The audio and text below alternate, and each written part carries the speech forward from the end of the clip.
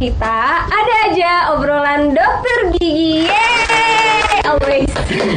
Ya, di video kali ini kita akan mungkin sedikit membahas lebih detail tentang apa yang udah kita bahas kemarin. Salah satunya yaitu tentang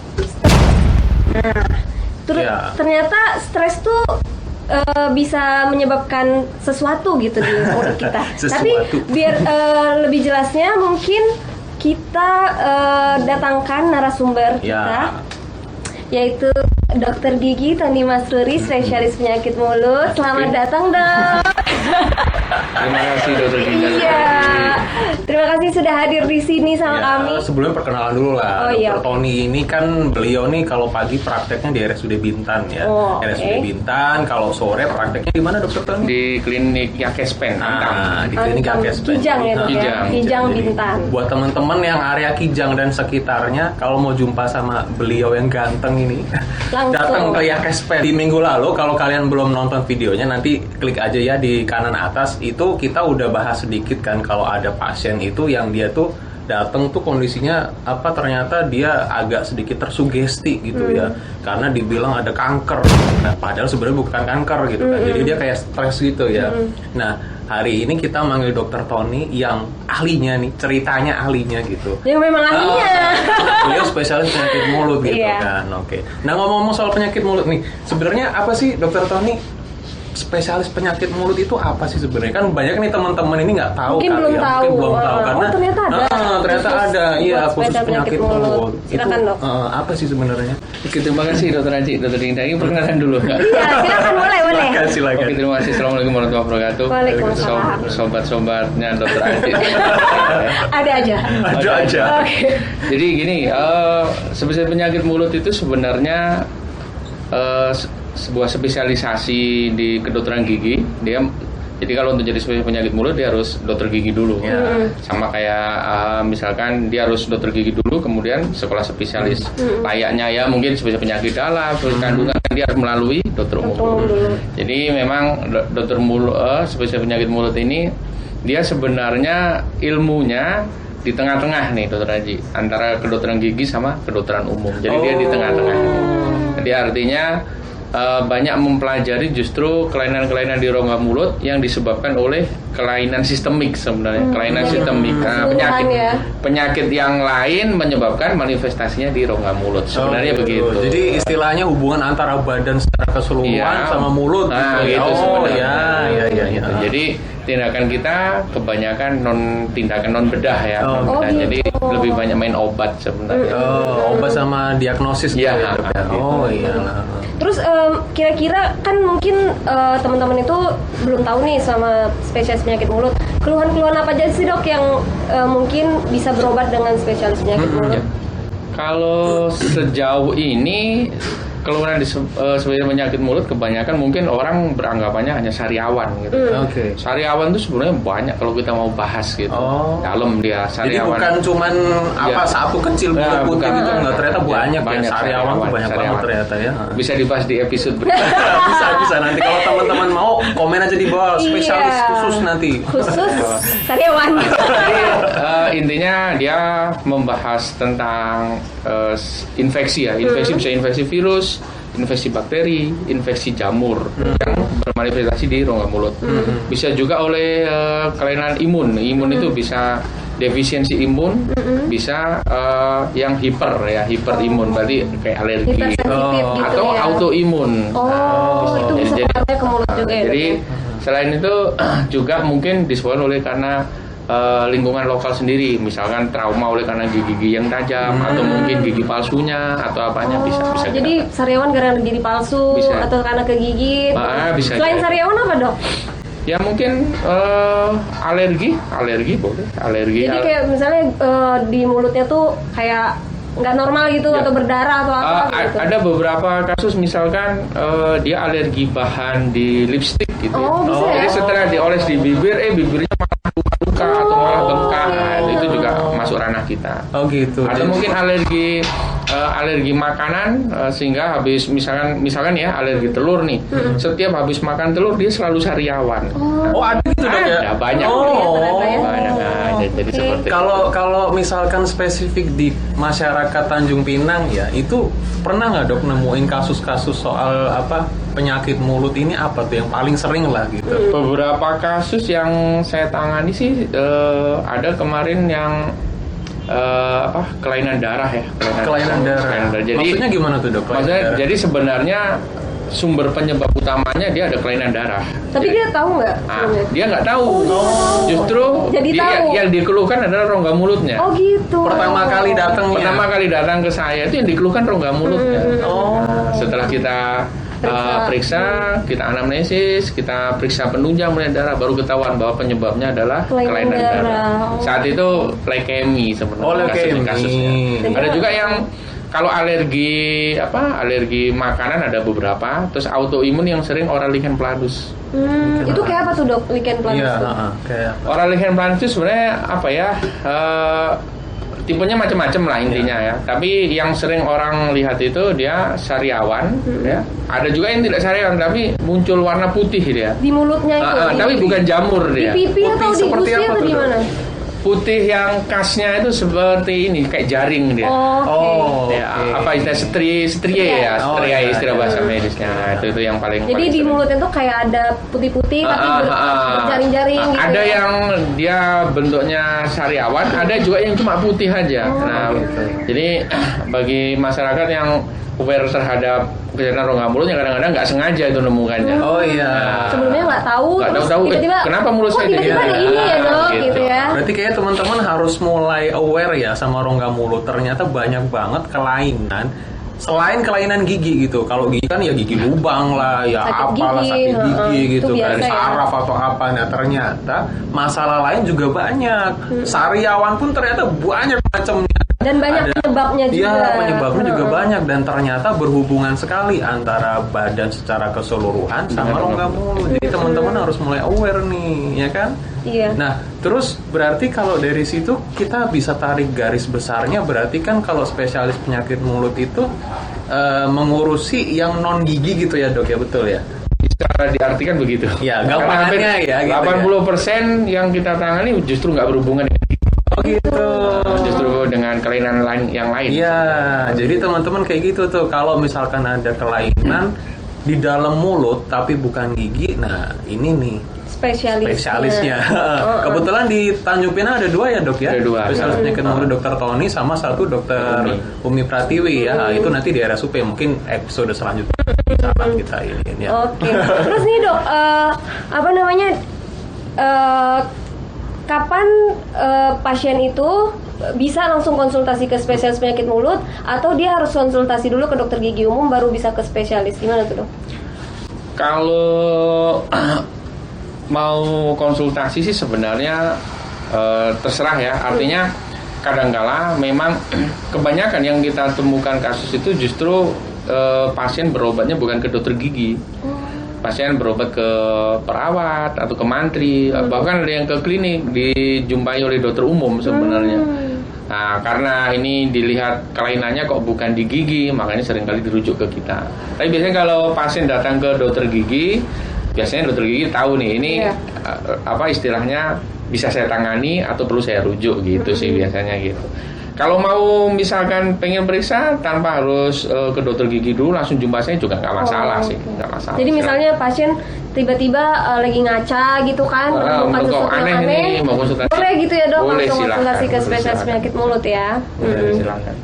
Ya berarti ini nih kita hubungin sama episode sebelumnya ya. Kita di episode sebelumnya kan udah bilang kalau ternyata ada pasien saya ya waktu itu ya datang dibilangnya sama dokter umumnya didiagnosis kanker, tapi waktu saya periksa ternyata nggak ada gitu. Tapi masalah utamanya adalah pasien ini stres banget gitu kan. Saking stresnya dia sampai ada sesuatu di mulutnya yang dalam bahasa klinis itu mulut kering gitu ya. Di mulutnya itu sangat kering sekali. Jadi kalau menurut dokter Tony itu seberapa kuatkah hubungan antara si stres ini sama si kondisi mulut ini gitu? Ya, Dokter Haji. Jadi memang kalau kita bicara stres ini kaitannya sih dengan hormon ya. Hormon dengan namanya kortisol sebenarnya. Jadi kalau orang stres itu akan secara otomatis ketika stresnya ada level-level tertentu dia akan melakukan hormon kortisol. Nah, kortisol ini dalam batas yang tinggi, high level kortisol atau kortisolnya tinggi, ini akan berpengaruh ke semua organ. Jadi ke semua organ. Misalkan ke kadar gula darah dia akan meningkat. Ke jantung, detak jantungnya makin meningkat. Ke tensi dia akan hipertensi. Yang tadinya nggak punya tensi jadi hipertensi gitu, gampangannya gitu. Iya gitu kan. Jadi dia akan multi efek dia gara-gara kortisolnya. Kan, dan itu semua orang punya. Tapi kalau kita bisa istilahnya apa ya? Mengelola stres. Nah, kortisol kita akan stabil. Jadi, ya, tidak walaupun kita misalnya agak stres, tapi hormonnya nggak sampai mengganggu. Gitu. Ya. Gitu. Jadi seperti itu. Jadi kalau kaitannya dengan kasusnya Dokter Haji sampai mulut kering, memang itu ada kaitannya. Itu. Jadi kalau orang beberapa kasus yang pernah saya tangani, jadi pasien ini sebenarnya di rongga mulut kita periksa nggak ada masalah dia. Sama sekali nggak ada masalah. Tapi yang dia keluhkan adalah mulutnya panas dan mulut kering. Padahal kan harusnya logikanya kalau mulut panas atau mulut kering pasti ada sesuatu di sekitaran situ. Nah, mungkin kalau mulut panas itu mungkin ada jamur di lidahnya. Ini bersih, gitu, ada infeksi lah gitu. Ini enggak bersih semua. Nah, kita curiga nih. Akhirnya kalau yang paling gampang ada suatu kuesioner lah yang mungkin dokter gigi juga tahu. Nah, itu kita kuesioner baru ketahuan dia kalau stres. Jadi penyakit stres itu. Ya, jadi ternyata memang ada hubungannya gitu ya. Kalau misalkan kita saking stresnya itu bisa bikin ada terjadi kalau bahasa kita tuh manifestasi. Itu tuh manifestasi itu ada sebuah gejala gitu di rongga mulut. Padahal kemarin itu pasienku itu sebenarnya dia bukan kanker, dia cuman semacam lidahnya itu ternyata saking panjangnya ya kalau kita ngomong saking panjangnya sampai pangkal lidahnya itu bisa maju ke depan. Sementara di pangkal lidah itu kan kita tahu dia ada benjolan-benjolan yang sebenarnya si benjolan ini normal. Betul gitu nggak Dokter Tony? Iya betul. Jadi kalau di pangkal lidah ada kurang lebih itu 8-14 tonjolan. Dia berbentuk huruf V gitu ya. Kalau kita lihat ada gitu ya. Itu kan disebut papilla circumvallata. Itu untuk apa tuh Dok? Itu untuk ini papilla untuk indera perasa dia sebenarnya. Nah, jadi memang bentuknya memang menonjol seperti memang itu. Di lidah ada yang kayak gitu. Dan semua orang punya. Semua orang punya. Jumlahnya bervariasi, tapi rata-rata antara 8 sampai 14, ada yang 10, ada yang 12 gitu. Gitu. Jadi memang buat teman-teman nanti kalau misalkan ngaca kayak kata Dokter Dinda tadi nggak usah kaget kalau memang ada buletan-buletan. Memang besar ya Dok ya, dia besar. Mungkin sekitar 1 senti ada ya diameternya Dok ya. Setengah senti lah ya. Dan itu cuma banyak. Itu bagi beberapa pasien yang misalkan punya kelainan asam lambung, yang asam lambungnya meningkat itu dia bisa lebih besar. Oh gitu. Nah tuh ada hubungannya lagi kan ternyata ya. Jangan main-main nih. Ke kesehatan umumnya ya, pengaruhnya ke rongga mulut gitu ya. Ternyata urusan gigi ini bukan cuma urusan gigi, urusan mulut bukan cuma urusan mulut. Ternyata hubungannya banyak banget. Dan juga mungkin teman-teman yang sebelumnya nggak pernah aware sama kondisi mulutnya, boleh di rumah ngaca, perhatiin tuh ada nggak yang kira-kira kelainan, ada nggak yang aneh putih-putih atau misalnya warnanya nggak sama seperti warna yang normalnya. Mungkin bisa langsung konsultasi ya Dok ya sama spesialisnya. Kalau untuk yang kanker rongga mulut itu sebenarnya ada suatu metode pemeriksaan Dokter Haji. Oh gitu. Kalau misalkan kanker payudara kan seperti kita ini ada sadari ya, pemeriksaan payudara. Ini ada kalau mulut Samuri namanya. Pemeriksaan mulut sendiri. Nanti videonya kita share di bawah. Oke. Pokoknya ada yang namanya metode Samuri untuk mengetahui apakah ada kelainan di rongga mulut kita. Dia ada 9 area yang diperiksa nanti. Oke. Jadi tuh orang awam juga bisa ya Dok? Bisa. Nggak cuma dokter gigi aja ya. Nanti kita share videonya. Oke. Tapi kalau dari pasien saya tadi Dok, itu kan gejala yang paling terlihat ya, paling terlihat itu ketika dia stres berat adalah mulut kering gitu ya. Ada beberapa juga nih pasien ya Dok ya, itu dia suka bertanya datang ke kami, datang ke kita dokter gigi, keluhannya itu dia mulutnya kering, terasa panas, dan dia selalu bilang passwordnya ini, saya panas dalam dong. Nah, sebenarnya apa sih panas dalam ini? Panas dalam tuh ada nggak sih sebenarnya? Ada nggak sih panas dalam ini? Atau itu cuma istilah umum aja gitu? Apakah ada secara klinis ini, secara dokter gigi, secara dokter umum panas dalam ini siapa sih sebenarnya? Silakan dok. Kalau panas dalam itu sebenarnya di istilah medis tidak pernah ada. Tidak pernah ada. Jadi mungkin itu istilah itu muncul dari kalangan masyarakat umum, dari masyarakat awam. Jadi mengutarakan oh ini badannya itu sebenarnya tidak demam tapi kok terasa panas gitu, makanya dianggapnya panas dalam. Mungkin yang dibahas panas dalam itu mungkin yang sering adalah nyeri telan, kemudian sariawan, bibir pecah-pecah, mulut kering gitu kan. Tapi itu kan sebenarnya bukan penyakit, itu ada kumpulan gejala. Gitu. Pak, sebenarnya pasti itu ada penyakit yang istilahnya penyakit yang untuk muncul kemudian gitu. Jadi itu sebenarnya tanda awal itu. Tanda awal penyakit bisa jadi seperti itu. Mungkin tanda awalnya seperti itu. Tapi sebenarnya ada nggak sih dok hubungannya misalkan dengan kumpulan gejala panas dalam tadi ini sama misalkan giginya jadi sakit, jadi ngilu, jadi nyut-nyutan gitu. Bisa aja. Bisa ya dok ya.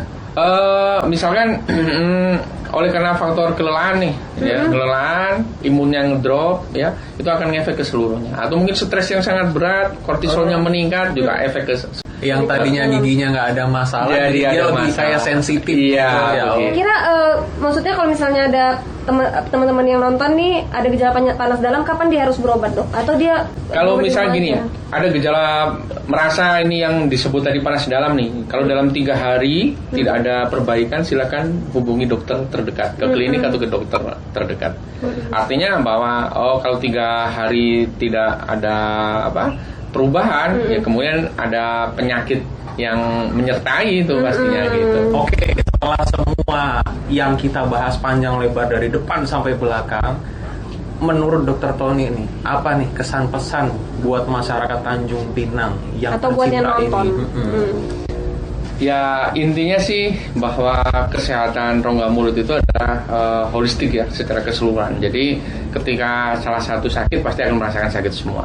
Jadi pesannya untuk menjaga kesehatan gigi dan rongga mulut khususnya ya ikuti petunjuk dari Persatuan Dokter Gigi seperti misalnya periksa rutin kesehatan gigi 6 bulan sekali ke dokter gigi. Terserah dokter giginya siapa ya, langganannya siapa.